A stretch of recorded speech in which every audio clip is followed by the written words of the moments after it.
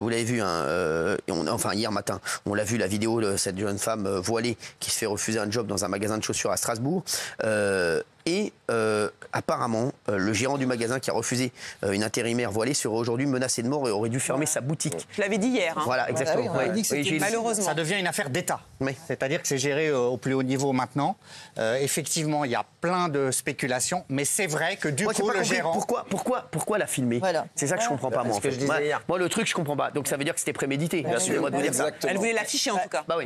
Elle voulait créer le scandale. Ça, on ne peut pas le nier. Voilà, elle est arrivée. Alors, elle a été choquée parce qu'on lui a refusé de travailler avec le voile, mais elle a eu envie de médiatiser, on ne peut pas le nier. Ouais, et Gilles, moi j'ai appris, parce que hier on ne le savait pas, moi j'ai appris, et ça change beaucoup de choses aussi, que sur son réseau, notamment LinkedIn, elle n'est pas voilée et elle apparaît différente. Elle est nouvellement voilée. Elle est nouvellement voilée. Et donc ça, si ton annonce, quand tu cherches un emploi, bah, tu n'as pas cette caractéristique et qu'ensuite quand tu te présentes, tu l'as cette caractéristique, ça change tout quand même. Ah non. Oui, Valérie. Non, ce que je disais, c'est qu'elle ne peut pas dire qu'elle ne sait pas quand elle filme et qu'elle poste, qu'il va y avoir des répercussions. Aujourd'hui, on sait que quand on filme ce genre de séquence, on sait qu'on peut mettre quelqu'un potentiellement en danger. Donc ça vraiment, elle savait qu'elle pouvait mettre la personne en danger réellement. Oui, elle en a fait une cible. Oui, merci. Géraldine. Enfin, franchement, moi, je trouve que ça devient quand même très flippant. Là, depuis 15 jours, là, il y a plein de faits divers par rapport, je trouve, à...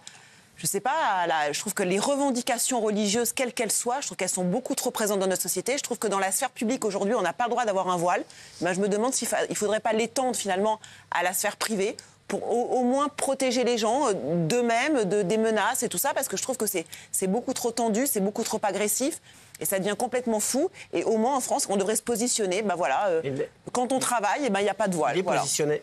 Excusez-moi, il est positionné. Moins de 20 salariés, tu n'as pas besoin de règlement intérieur. Lui, il dit après, ça ne doit pas affecter sur tes clients. Il décide de lui que tu ne dois pas avoir une vendeuse voilée.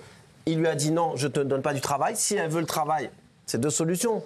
Ça peut faire de la peine, mais c'est où tu enlèves ton voile, ou tu gardes ton voile et tu n'auras pas ce poste-là. Lui, il estime que ça a marqué. Ou alors tu te fais menacer, tu dois fermer ta boutique. Non, mais c'est pas normal. Donc, moi, je l'encourage à porter plainte. On n'a qu'à légiférer. C'est ce qu'il va faire. Il faut qu'il fasse, parce que c'est pas normal. La France a qu'à légiférer. Et j'ai vu aussi beaucoup de gens sur les réseaux se mobiliser pour aller mettre des mauvais commentaires, pour aller appeler, harceler. Donc voilà, j'ai vu ça aussi. C'est une petite info. Donc il faut que la loi française protège aussi la neutralité. Voilà, il faudrait qu'il y ait une neutralité partout, puisque finalement, comme l'a dit Raymond, s'il y a un règlement intérieur... Lui, il est dans son droit. Normalement, si tu as un règlement intérieur sur une société de plus de 20 salariés qui te disent « vous avez le droit de venir travailler avec le voile », tu viens travailler le voile, fin du débat.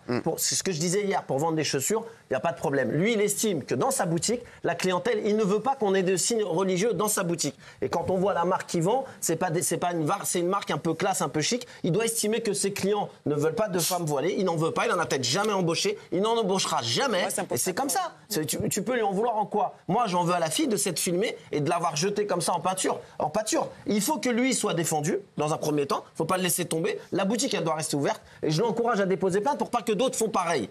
Faut pas que ça s'amuse tout le monde à filmer. On joue pas les gens. Oui, mais il a déposé plainte. C'est pas comme ça avant. Il a déposé plainte. Oui, mais le problème, quand tu dis il estime, il veut que, c'est que ça en fait un cas personnel. Et il faudrait que ce soit une loi générale, parce que c'est trop dangereux en ce moment. Et c'est le règlement intérieur. Il y a aujourd'hui des boutiques en France, des grandes enseignes, notamment qui sont des multinationales, qui acceptent les femmes voilées. Et puis tu en as d'autres qui décident que dans leur règlement intérieur, il n'y a pas de signe ostensible qui neutralité religieuse. Je trouve que cette espèce de que tout le monde se mette. Mais sauf que Valérie, j'entends ce que tu dis et tu as raison. Et moi, ça me pose, à titre personnel, aucun problème. En tant que cliente, ça ne me pose aucun problème. Sauf que quand tu refuses, tu te fais menacer. Voilà, donc en fait, on ne protège pas les gens qui refusent. C'est ça le problème, en fait. Vous avez vu le silence de la marque, pour l'instant. C'est quand même une grande marque et c'est un silence qui en dit beaucoup. C'est qu'elle a peur de prendre parti et tout ça. Donc c'est encore le pas de vague. Voilà, donc c'est un sujet très sensible. Oui. Bon, je voudrais dire simplement qu'il ne faut pas non plus que les jeunes filles voilées ne trouvent pas de boulot, soient à chaque fois discriminées, repoussées. Je ne préjuge pas de la légalité là, mais il faut faire attention. Et je rappelle à Géraldine que le voile dans l'espace public, c'est tout à fait autorisé. On a le droit de se balader avec un voile en France. de travailler. D'accord. Mieux. Oui. J'ai parlé de travailler. Ah, oui, mais vous n'aviez pas précisé. Dans la fonction publique, on n'a pas le droit. On parle d'un travail là ou pas, Gilles? Bon, bah alors attention ne me dis juste pas, à ça. ne Attention me à fais pas pas dire ce que je n'ai pas dit. discriminer ta jeune fille, voilà. Oui, mais Gilles, justement, est-ce que tu ne penses pas que cette jeune fille, en filmant, en postant, en faisant quelque chose qui est un délit, ne fait pas de mal à la communauté et aux autres femmes voilées qui veulent juste travailler? Moi, je trouve que voilà, c'est une action qui peut nuire. D'ailleurs, il y a beaucoup de jeunes femmes de la communauté musulmane voilées qui disent elle nous a fait du mal.